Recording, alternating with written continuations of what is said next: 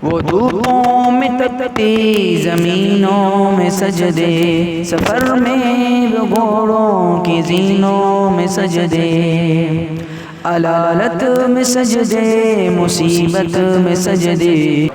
तो आइए नबी करीम अलैहिस्सलातु वस्सलाम की ज़िंदगी के अंदर हुस्न अखलाक कैसा था। आप अलैहिस्सलातु वस्सलाम के सहाबा, प्यारे सहाबा, इस दुनिया की अजीम और ख़ूबसूरत खलक़त सहाबा इकराम रिज़वानुल्लाह ताला अलैहिम अजमईन, आप अलैहिस्सलातु वस्सलाम के अखलाक के बारे में क्या कहते हैं। चुनांचे हज़रत सैयदना हसन बिन अली रज़ियल्लाहु ताला अन्हुमा फरमाते हैं कि हज़रत हुसैन ने कहा कि मैं अपने वालिद से नबी करीम सल्लल्लाहु ताला अलैहि वसल्लम के अपने हम मजलिस लोगों में अखलाक व अतवार के बारे में पूछा। यानी हज़रत हुसैन रज़ियल्लाहु ताला अन्हु ने अपने वालिद गिरामी से हुज़ूर नबी करीम सल्लल्लाहु अलैहि वसल्लम के अखलाक के बारे में पूछा, तो उन्होंने फरमाया कि रसूलुल्लाह सल्लल्लाहु अलैहि वसल्लम हमेशा खुश, खुरम और नरम मिजाज रहते। आप ना ही बद खल्क थे और ना दरश्त मिजाज थे, यानी सख्त मिजाज भी न थे, और आप ना ही शोर मचाने वाले थे। यानी हुजूर नबी करीम सल्लल्लाहु अलैहि वसल्लम की ऐसी ज़ात मुबारका कि आप हमेशा हर वक्त खुश व खुरम रहते हैं, नरम दिल रहते हैं, नरम मिजाज रहते हैं। आपके मिजाज मुबारक में कभी सख्ती नहीं देखी गई और कभी आपके मिजाज में चिड़चिड़ापन भी नहीं देखा गया। आज ज़रा सी बात हमारे मिजाज को चिड़चिड़ा कर देती है और चिड़चिड़ेपन की वजह से हम अपनी आवाज़ें बुलंद कर लेते हैं, शोर मचाने लग जाते हैं। लेकिन कुर्बान जाएं मेरे और आपके करीम आका अलैहिस्सलातु वस्सलाम की ज़ात मुबारका पर कि अल्लाह ताला ने अपने नबी पाक अलैहिस्सलातु वस्सलाम को ऐसा खूबसूरत खल्क दिया है कि आपके मिजाज मुबारक के अंदर कभी चिड़चिड़ापन ना आता, कभी आपके मिजाज मुबारक में दुरुस्तपन ना आता, सख्ती ना आती, बल्कि हमेशा नरम मिजाज रहते, ना ही किसी के ऐब करते और ना ही किसी के ऐब सुनते। जिस चीज़ से आपको ख्वाहिश ना होती, जिस चीज़ की आपको तमन्ना ना होती, आरजू ना होती, उससे एराज करते, यानी उससे जान छुड़ाते, उससे दूर रहते और दूसरों को उससे मायूस न करते। यानी ये भी तो हो सकता है कि जो चीज़ मुझे पसंद है वो किसी को पसंद ना हो और जो चीज़ दूसरों को पसंद है वो मुझे पसंद ना हो। लेकिन कुर्बान जाइए हमारे आका अलैहिस्सलातु वस्सलाम की ज़ात मुबारका पर कि वो जो चीज़ें लोगों को पसंद होती और आपको पसंद ना होती, आपकी तमन्ना और ख्वाहिश के मुताबिक ना होती, तो लोगों को उससे मना ना करते बल्कि उनसे एराज करते, उन चीज़ों से बच के रहते, उन चीज़ों से दूर रहते ताकि लोगों को तकलीफ़ ना पहुँचे। अब कोई शख्स अपनी पसंदीदा चीज़ का जिक्र कर रहा हो और कोई बंदा उसे मना कर दे कि भाई चुप कर जा, ये चीज़ मुझे पसंद नहीं है, तो उसकी तबीयत पर यह बात नागवार गुजरेगी, हो सकता है उसकी दिल आज़ारी भी हो जाए। तो नबी करीम अलैहिस्सलातु वस्सलाम का हुस्न अखलाक देखिए, प्यारा तरीका देखिए, अच्छा अखलाक देखिए, अपने दूसरे लोगों का के साथ भलाई करना देखिए कि जो चीज़ आपको पसंद ना होती, आपकी तमन्ना और मिजाज के मुताबिक ना होती, उससे मना ना करते बल्कि उससे एराज करते, उससे दूर हट जाते। सुबहान अल्लाह, कितना प्यारा तरीका है दूसरे मुसलमानों की दिल आज़ारी से बचने का।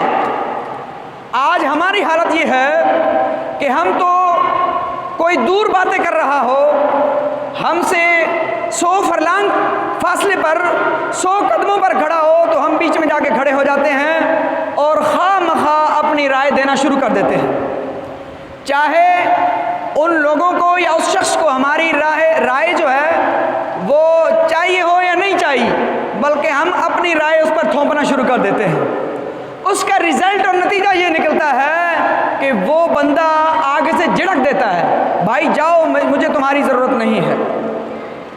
आपने उसकी दिल आज़ारी की, उसने आपकी दिल आज़ारी की, और रिवायात में आता है कि एक मोमिन की दिल आज़ारी करना कबीरा गुनाह है। अब हमारे आका अलैहिस्सलातु वस्सलाम ने हमें बता दिया है कि दिल आज़ारी से, दूसरे मुसलमान को तकलीफ़ पहुंचाने से कैसे बचना है कि जो चीज़ आपको पसंद नहीं है, आपके मिजाज और आपके तमन्ना के मुताबिक नहीं है, उससे एराज़ कर लें, उससे दूर हो जाएं, उससे हट जाएं, उसके साथ बहस मुबाहिसा ना करें। सुभान अल्लाह, कितना प्यारा तरीका है। अब हमें चाहिए कि हुजूर अलैहिस्सलातु वस्सलाम का ये खूबसूरत तरीका हम भी अपनी ज़िंदगियों में राइज कर लें, ताकि हम भी मुसलमानों की दिल आज़ारी करने से बच सकें, अपने दूसरे मुसलमान भाइयों का दिल दुखाने से बच सकें। अल्लाह तबारक व तआला नबी पाक अलैहिस्सलातु वस्सलाम का ये प्यारा तरीका हमें भी नसीब फरमाए। आगे फरमाया कि हुजूर नबी करीम सल्लल्लाहु अलैहि वसल्लम किसी की मजम्मत न करते।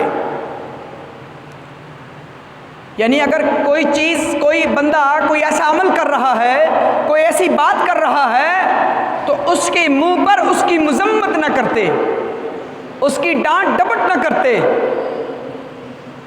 ना उसको ऐब लगाते थे और ना ही किसी का ऐब तलाश करते थे। यानी किसी शख्स ने कोई ऐसी बात कर दी जो हुजूर अलैहिस्सलातु वस्सलाम की तमन्ना के मुताबिक नहीं, मिजाज के मुताबिक नहीं, तो आप अलैहिस्सलातु वस्सलाम उसके मुंह पर उसकी मजम्मत ना फरमाते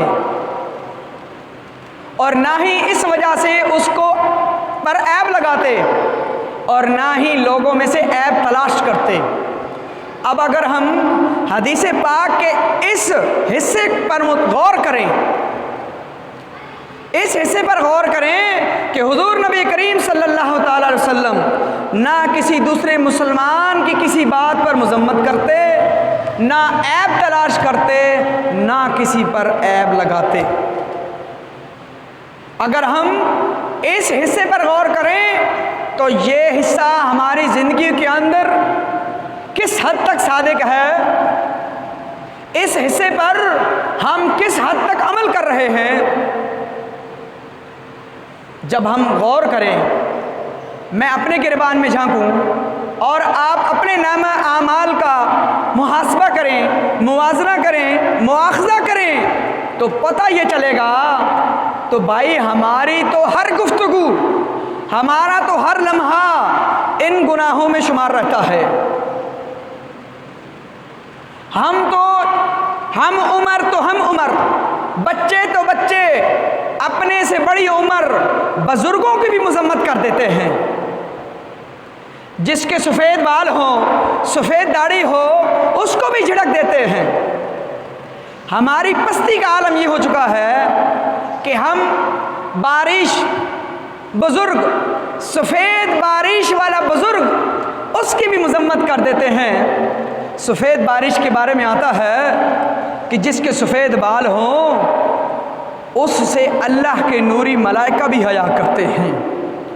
सफ़ेद बाल वाले बुजुर्ग से रब भी हया करता है। तो जिससे रब और उसके नूरी मलाइका हया करते हों, उस शख्स की हम मजम्मत करें, इससे बदबख्ती और पस्ती का आलम और क्या हो सकता है।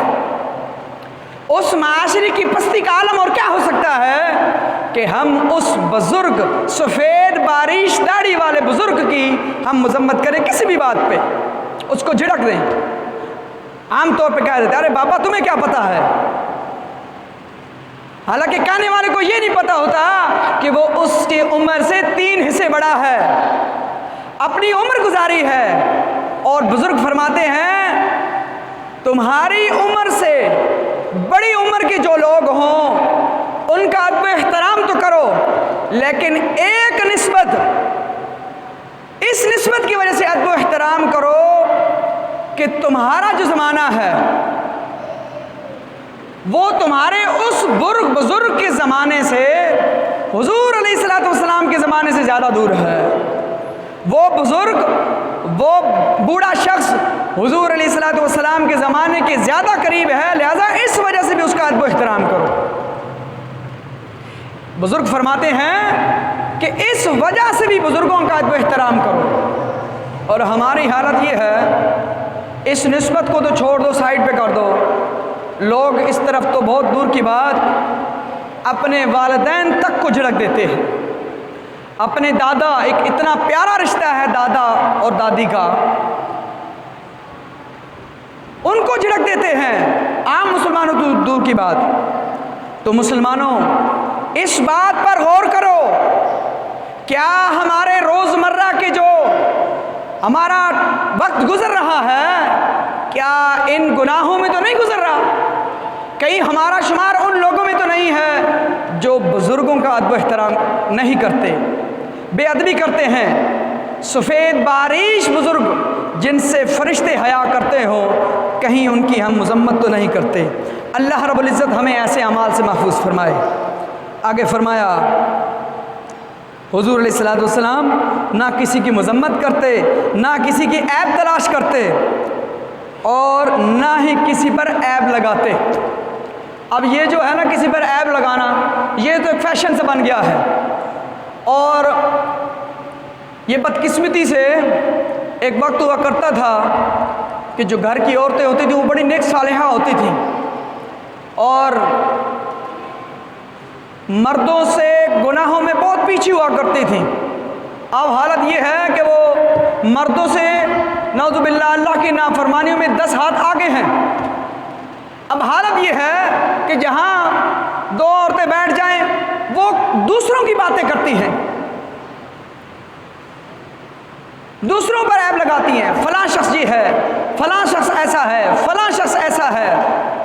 और ये मर्द भी इस मामले में पीछे नहीं है, वो भी इस तरह की बातें आम करते हैं। तो हमारे प्यारे आका सल्लल्लाहु अलैहि वसल्लम ने ऐसे कामों से मना फरमाया है, किसी पर ऐब लगाने से मना फरमाया है। और हमारे आका अलैहिस्सलातु वस्सलाम का तरीक़ाकार ये था, ना किसी में से ऐब ढूंढते और ना किसी पर ऐब लगाते। अब हमें भी चाहिए कि ना किसी से ऐब ढूंढें और ना ही किसी पर ऐब लगाएं। में तपती ज़मीनों में सजदे, सफ़र में घोड़ों की ज़ीनों में सजदे।